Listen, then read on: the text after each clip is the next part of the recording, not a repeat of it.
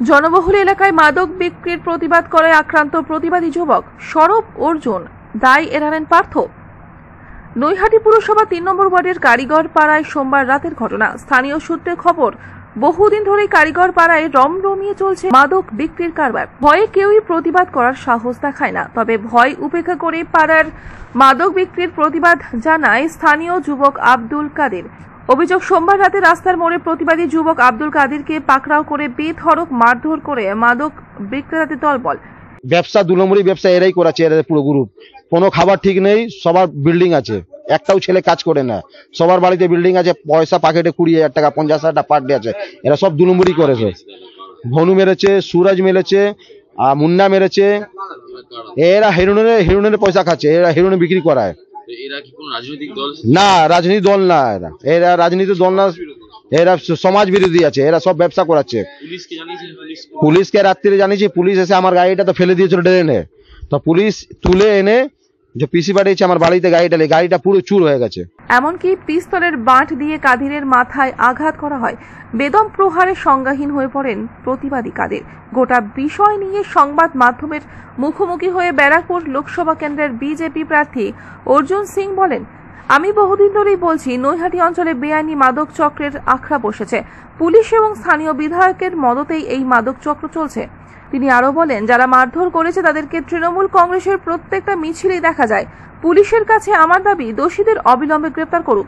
যে নৈহাটি বিধায়ক আছেন তার তত্ত্বাবধানে এখানে সমস্ত হিরোইন, ড্রাগস, যত ২ নম্বরই তোলাবাজি সব উনার আন্ডারে হয়।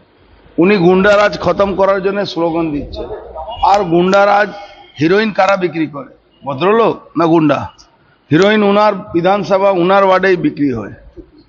উনার বিধানসভাতে যে ওয়ার্ড পড়ে ৩ নম্বর ওয়ার্ড, সেখানে ওখানকার মানুষ যখন প্রতিবাদ করছে তখন তাকে মারধর করা হচ্ছে। আর তাদেরকে কে শেল্টার দিচ্ছে? তাদেরকে শেল্টার দিচ্ছে পার্থভৌমিক। সেই পার্থভৌমিক লোকের কাছে ভালো সাজছে, আবার সেই হিরোইন বিক্রেতাদেরকে তাদের পুলিশ মদত করছে। এটা তো এই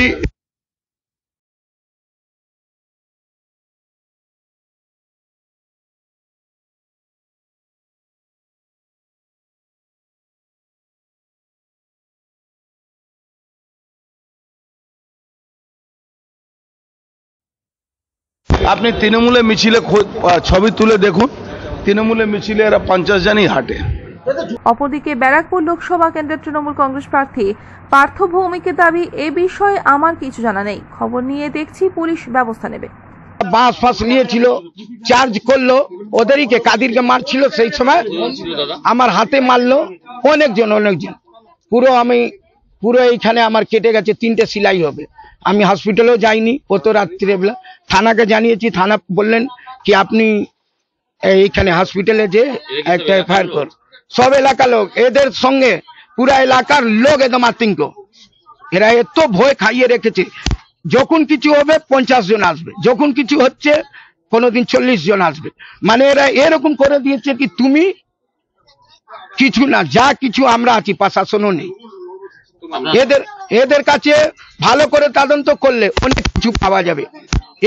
অনেক লোকজন এসেছিল, এসে বাইরে দরজা তুললো, ওর পরে এইগুলো ভাঙচুর করলো, দরজা পিটলো, ঘরে যাচ্ছিল সব চুরি করলো। বাচ্চা भोनू और के जन की हम चीनी ना तो उधर डर लग रहा है। हाँ, डर लग रहा है। पुलिस को बुलाया है? हाँ, पुलिस को रात में बुलाया है। अच्छा, पुलिस आए थे? हाँ, सब आया था, देखो के वीडियो करके लेगी नहीं। নৈহাটি থেকে পল্লব ঘোষের রিপোর্ট, আনন্দ বার্তা।